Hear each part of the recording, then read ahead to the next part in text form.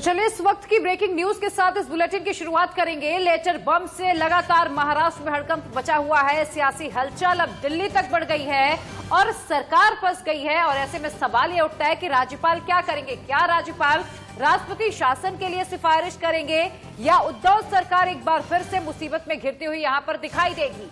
महाराष्ट्र में लगातार मीटिंग्स का दौर चल रहा है, लेकिन महाराष्ट्र से दिल्ली तक आखिर हलचल कैसे है वो आपको हम आगे हर खबर के जरिए अपडेट पहुंचाएंगे। क्योंकि दिल्ली में शरद पवार ने तलब किया है, अजीत पवार होंगे, जयंत पाटिल होंगे, जिनसे आगे की रणनीति को लेकर मंथन होगा।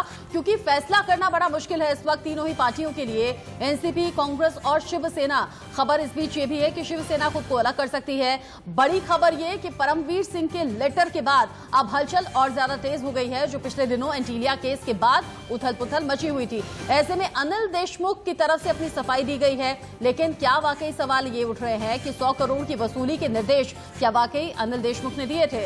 उद्धव ठाकरे के लिए कुर्सी बचाना मुश्किल हो गया है सियासी उथल पुथल के इस दौर में। ऐसे में सवाल ये भी कि क्या राज्यपाल के जरिए राष्ट्रपति शासन की सिफारिश की जा सकती है। बिल्कुल, और एक लेटर के बाद महाराष्ट्र में सियासी भूचाल आ गया है। कैसे ये सब कुछ हुआ है वो भी हम आपको ग्राफिक्स के जरिए समझाएंगे। मुंबई के पूर्व पुलिस कमिश्नर ने सीएम उद्धव ठाकरे को चिट्ठी लिखी है। गृह मंत्री अनिल देशमुख पर वसूली करने का उन्होंने उस चिट्ठी में आरोप लगाया। सचिन माझी को 100 करोड़ वसूली का टारगेट दिया गया था, ये परमवीर सिंह ने चिट्ठी में कहा। साथ ही कहा उद्धव सरकार ने चिट्ठी की जांच कराने की बात कह रही है कि चिट्ठी सच नहीं हो सकती। चिट्ठी लिखने वाले परमवीर सिंह ने इंडिया न्यूज से एक्सक्लूसिव बातचीत की और माना है कि ये ईमेल मैंने ही लिखा था, ये चिट्ठी मेरी तरफ से ही उद्धव ठाकरे को पहुंचाई गई है। बिल्कुल, क्योंकि पहले ये कहा जा रहा था कि ये ईमेल आईडी ऑफिशियल नहीं है और हो सकता है कि ऐसे में परमवीर सिंह के नाम से किसी और ने लेटर लिखा हो। लेकिन आज इंडिया न्यूज से एक्सक्लूसिव बातचीत करते हुए परमवीर सिंह ने ये बात एक्सेप्ट कर ली है। वो ईमेल आईडी उन्हीं की थी, वो चिट्ठी भी उन्होंने लिखी है। हमारी सहयोगी उर्वशी खोना ने उनसे बातचीत की थी, एक बार सुनिए। Morning, Paramveer. Urvashi Khona this side from News X. Jay, good morning. Sir, we just wanted your first reaction out there because from CMO office and otherwise it's a press release. They are doubting your email ID. What is it that you have to say? Is it you who has written the letter? What is it that you have to say? It is in my email ID. That's all I have to say. No more comments. Thank you. Urvashi खोना से बातचीत में परमवीर सिंह ने साफ कर दिया कि हाँ, ईमेल आईडी मेरा ही है, मैंने ही वो चिट्ठी लिखी है, लेकिन इससे ज्यादा कुछ भी बोलने से इनकार कर दिया। अब हम क्यों कह रहे हैं कि महाराष्ट्र में क्या फंस गई है सरकार, ये आप जान लीजिए। उद्धव सरकार के खिलाफ पूरे महाराष्ट्र में बीजेपी आज प्रदर्शन कर रही है और मांग सिर्फ इतनी, अनिल देशमुख का इस्तीफा होना चाहिए। बिल्कुल, और सीएम उद्धव ठाकरे और अनिल देशमुख को नार्को टेस्ट की मांग भी बीजेपी की ओर से की जा रही है। कहा जा रहा है कि इनका नार्को टेस्ट कराया जाए। राज्यपाल पर राष्ट्रपति शासन की सिफारिश कर सकते हैं, ऐसी भी अटकलें हैं। और ऐसे में इसीलिए ये कहा जा रहा है कि सीएम उद्धव ठाकरे की कुर्सी अब मुसीबत में है। अब कैसे महाराष्ट्र से लेकर दिल्ली तक हलचल बढ़ गई है वो भी अपडेट आप जानिए। वसूली कांड को लेकर हलचल तेज है और वसूली कांड पर दिल्ली तक हलचल तेज है, क्योंकि एनसीपी अध्यक्ष शरद पवार अब एक्शन में आ गए हैं और डिप्टी सीएम अजीत पवार और जयंत पाटिल को दिल्ली बुलाया है। बिल्कुल, और ऐसे में माना यही जा रहा है कि हो सकता है कि शरद पवार कोई बड़े फैसले ले लें। एनसीपी महाराष्ट्र में आपको बता दें संग्राम पर मंथन करने वाली है।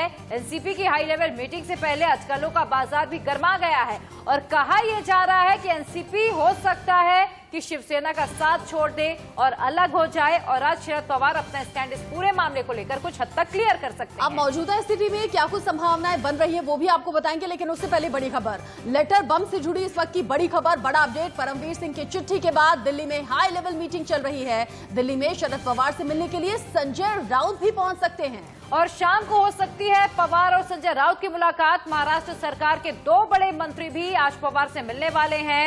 अजीत पवार, जयंत पाटिल को दिल्ली तलब किया गया और कहा जा रहा है कि इस हाई लेवल मीटिंग के बाद हो सकता है कोई फैसला हो। हालांकि उससे पहले संजय राउत ने यह भी कहा कि जो भी होगा शरद पवार सोच समझकर सही फैसला लेंगे। योग्य भूमिका आणि निर्णय घेण्याची जे कर्तव्य आहे ते नक्कीच माननीय पवार साहेब पार पाडतील, कारण शरद पवार सध्या दिल्लीमध्ये आहेत।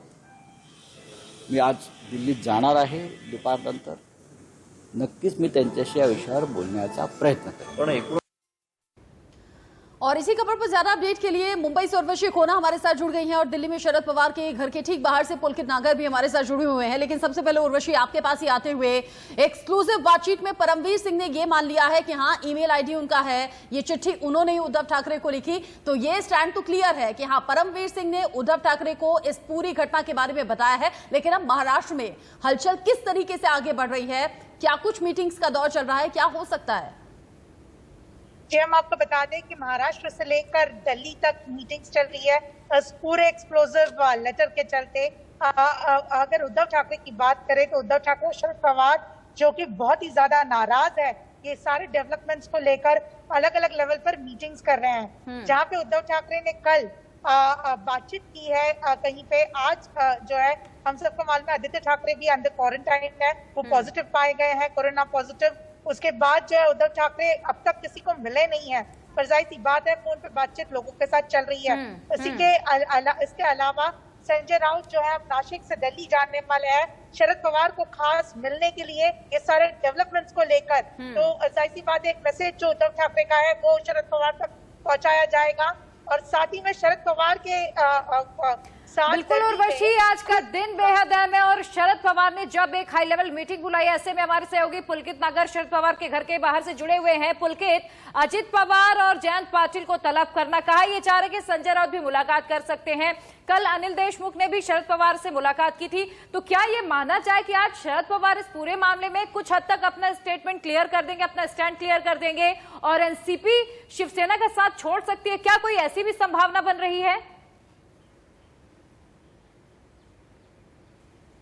देखिए, अभी ये सब 2 बजे के बाद में तय होगा, लेकिन ये जरूर है कि आज दिल्ली से कोई बड़ी खबर निकल सकती है 2 बजे के बाद में, क्योंकि शरद पवार अभी दिल्ली में नहीं है। शरद पवार 2 बजे के बाद दिल्ली पहुंचेंगे, जिसके बाद में अजीत पवार और जयंत पाटिल के साथ मुलाकात उनकी होनी है। इसमें कोई बड़ा फैसला हो सकता है, ये कयास दिल्ली से लगाए जा रहे हैं। जी पुलकित और उर्वशी हमारे दोनों सहयोगी जुड़े हुए थे, एक एक अपडेट हम तक आप दोनों ने पहुंचाई। बहुत बहुत शुक्रिया आप दोनों का इस तमाम जानकारी के लिए। आप नजर भी बना के रखिएगा क्योंकि आज के दिन महाराष्ट्र की सियासत के लिहाज से बेहद अहम है, इसीलिए आप दोनों लगातार इस पूरे मामले में नजर बना के रखिएगा। बहुत बहुत शुक्रिया एक बार फिर से आप दोनों का। और इसी बीच महाराष्ट्र में बीजेपी ने उद्धव सरकार के खिलाफ मोर्चा तेज कर दिया है। मोर्चा खोलते हुए इस्तीफे की मांग है। मुंबई से बीजेपी के प्रोटेस्ट की तस्वीरें हम आपको दिखा रहे हैं। बीजेपी अनिल देशमुख के इस्तीफे की मांग लगातार कर रही है और ना ही सिर्फ महाराष्ट्र में बल्कि अलग अलग जगहों पर आज बीजेपी प्रदर्शन कर रही है। और आपको बता दें कि मांग अनिल देशमुख के इस्तीफे की लगातार बीजेपी की ओर से की जा रही है। देवेंद्र फडणवीस ने भी ये आवाज उठाई थी और कहा था कि जो जिलेटिन स्टिक मिली है उससे कहीं ज्यादा खतरनाक अनिल देशमुख का ये 100 करोड़ रुपए का टारगेट था। सरकार ये वसूली करने वाली सरकार है, जिसमें API Sachin Waze, ACP Sanjay Patil, commissioner police Paramvir Singh, गृह मंत्री अनिल देशमुख, ये 4 जन की टोली ये वसूली कर रही थी। 4 जन की गिरफ्तारी होनी चाहिए, अनिल परब की जांच होनी चाहिए। अभी तो गृह मंत्री और परमवीर सिंह, एसीपी, एपीआई ने कबूल किया है कि वो वसूली करने का धंधा करते थे। तो एक्सटॉर्शन एक्ट के अंतर्गत इन 4 के खिलाफ तुरंत गुना दाखिल हो और अनिल परब की जांच हो। महाराष्ट्र सरकार की उथल पुथल से जुड़ी आज बड़ी खबर और बड़ा दिन है। कोई भी खबर निकलकर सामने आ सकती है। जैसे पुलकित ने बताया 2 बजे के बाद नजरबारी बनी हुई है।